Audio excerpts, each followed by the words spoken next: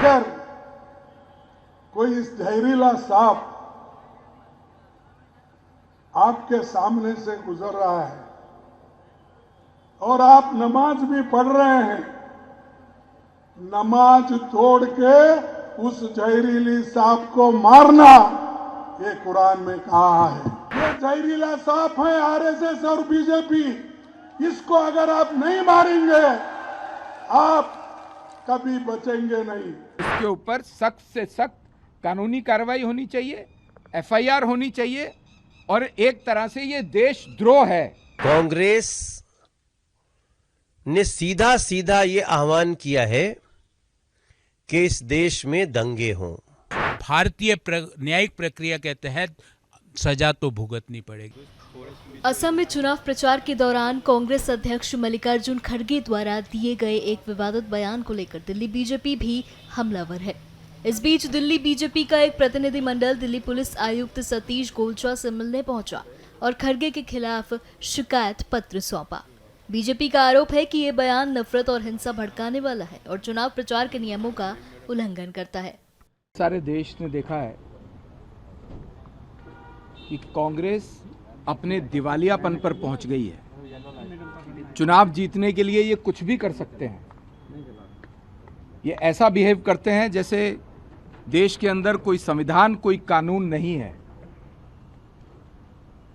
ये चुनाव जीतने के लिए आपस में दंगे भी करा सकते हैं। ये चुनाव जीतने के लिए किसी की भी जान लेने को कह सकते हैं। आज आपने कांग्रेस के राष्ट्रीय अध्यक्ष को सुना कि वो आरएसएस और बीजेपी, जो कि राष्ट्रवादी संगठन हैं, जो जिनके लिए नेशन फर्स्ट सबसे बड़ी बात है, आज कोई आपदा आ जाती है तो बीजेपी आरएसएस के लोग सड़क पर दिखाई देते हैं। कोरोना के टाइम में केवल बीजेपी आरएसएस के लोग देश के लोगों की सेवा कर रहे थे बिना किसी भेदभाव के। उनके बारे में अगर कांग्रेस के राष्ट्रीय अध्यक्ष बोलते हैं कि ये जहरीला सांप है और आपको इनको मारना चाहिए, कुरान में ऐसा लिखा है, नमाज पढ़ते हुए भी अगर आपको नजर आ जाए तो उन्हें मारना चाहिए, ये इस बात से साफ समझ में आता है कि ये कम्युनल रॉयट्स देश में कराना चाहते हैं। ये अपने आप को सेकुलर बोलते हैं। ये सोचते हैं कि इस अपीजमेंट की जो इनकी पॉलिसी है, किसी भी तरह से एक विशेष वर्ग का वोट इनको मिल जाए, उसकी इन्होंने सीधी सीधी वकालत करनी शुरू की है। इतने डेस्परेट हुए हैं। आज उनके इस बयान को लेकर के हम दिल्ली के पुलिस कमिश्नर साहब से मिले हैं। हमारा बड़ा दल, हमारे चारों सांसद, हमारे मीडिया प्रमुख, हमारे लीगल फील्ड के लोग, और हमारा उनसे यही कहना है कि इसके ऊपर सख्त से सख्त कानूनी कार्रवाई होनी चाहिए, एफआईआर होनी चाहिए और एक तरह से ये देशद्रोह है। ये देश के संविधान के खिलाफ बात की है। कांग्रेस अब देशद्रोही भी होती चली जा रही है। हमने इस बात पर उनके खिलाफ एफआईआर दर्ज करने की बात की है। पुलिस को कंप्लेन करके हम आए हैं। ये सेंट्रल डिस्ट्रिक्ट में कंप्लेन की गई है और ये बहुत ही आपत्तिजनक बात है। आज देखो, कांग्रेस ने सीधा सीधा ये आह्वान किया है कि इस देश में दंगे हों। इस देश में क्लियरली बोलते हैं कि भाजपा और आरएसएस के लोगों को जहरीला सांप समझ के मारो। नमाज कर रहे हो तो नमाज तोड़ के मारो, नमाज छोड़ के मारो।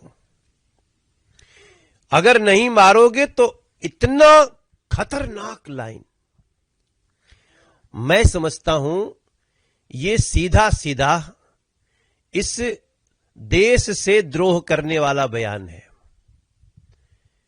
हम समझ रहे हैं कांग्रेस अब कहीं नहीं है। असम में कांग्रेस अगर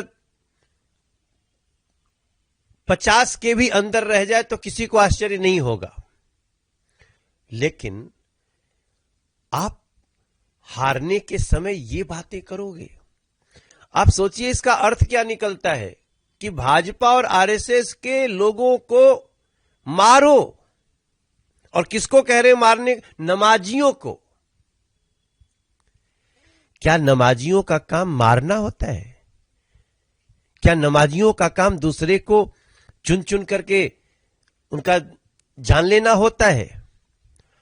मैं समझता हूं ये बहुत ही खतरनाक बयान है और कांग्रेस को न तो असम की जनता माफ करेगी, न तो पश्चिम बंगाल की जनता माफ करेगी और न ही तमिलनाडु या केरल की जनता माफ करेगी। इन लोगों को जनता सबक सिखाएगी कि एक शांतिप्रद देश में, एक लोकतांत्रिक देश में इस तरह से जनता को उकसाने वाला इस बयान को स्वीकार नहीं किया जा सकता। और हमने इसका कंप्लेन किया पुलिस में, सीपी से भी मिल के आए हम लोग। हम 4 सांसद थे, हमारा एक लीगल वो था। अब कांग्रेस अपने हार के डर से फुल्ली फ्रस्ट्रेशन में है, लेकिन फ्रस्ट्रेशन में आने का मतलब ये नहीं कि आप भाजपा और आरएसएस, जिसके 18 करोड़ तो सदस्य हैं भाजपा के, उनको आप नमाज छोड़ करके मारने की बात करते हो। इनको ये देश सजा देगा। एक राष्ट्रीय पार्टी का राष्ट्रीय अध्यक्ष की ये भाषा है, तो आप सोचिए कि कांग्रेस पार्टी में किस तरह की विचारधारा पनप रही है।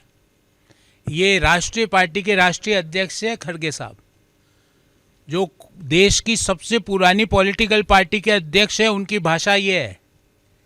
अरे कुचलने वाले देश के लोगों ने किसको कुचला है और किसकी विचारधारा को नेस्तनाबूद किया है, मुझे बताने की जरूरत नहीं है। तुष्टीकरण की विचारधारा को देश के लोगों ने अपने पैरों से कुचला है, उस विचारधारा को आप पनपा रहे हो। और रही बात आपके एक प्रवक्ता की, जो बिना सिर पैर के, बिना आधार के, बिना एविडेंस के आरोप लगा के अभी कहाँ भागा हुआ है वो व्यक्ति। अगर उसके पास कागज है, उसके आरोपों में दम है, तो भाग क्यों रहा है वो? ध्यान रहे, ये आरोप लगा के, झूठे आरोप लगा के, एआई जनरेटेड आरोप लगा के आप ये सोचेंगे कि आप लोकतंत्र और चुनावी प्रक्रिया को बाधित कर देंगे। ऐसा नहीं होगा। ये न्यू इंडिया है। क्यों आपका एक प्रवक्ता छुप के भग रहा है? उसने लोकतंत्र को प्रभावित करने का पाप किया है, उसको भारत की न्यायिक प्रक्रिया के तहत उस पाप की सजा भुगतनी पड़ेगी। एक चुनावी राज्य को, लोगों का माइंड को चेंज करने का एक गलत प्रयास किया है, उस लोकतंत्र को कमजोर करने का प्रयास किया, उसको इसके लिए भारतीय न्यायिक प्रक्रिया के तहत सजा तो भुगतनी पड़ेगी। और खड़गे साहब, उस व्यक्ति को कह देना आप कि वो कितना भी भाग ले, भारत की न्यायिक प्रक्रिया इतनी मजबूत है कि वो जहाँ छुप के बैठा है वहाँ से उसको उठा के और भारतीय न्यायिक प्रक्रिया के तहत उसको दंडित किया जाए।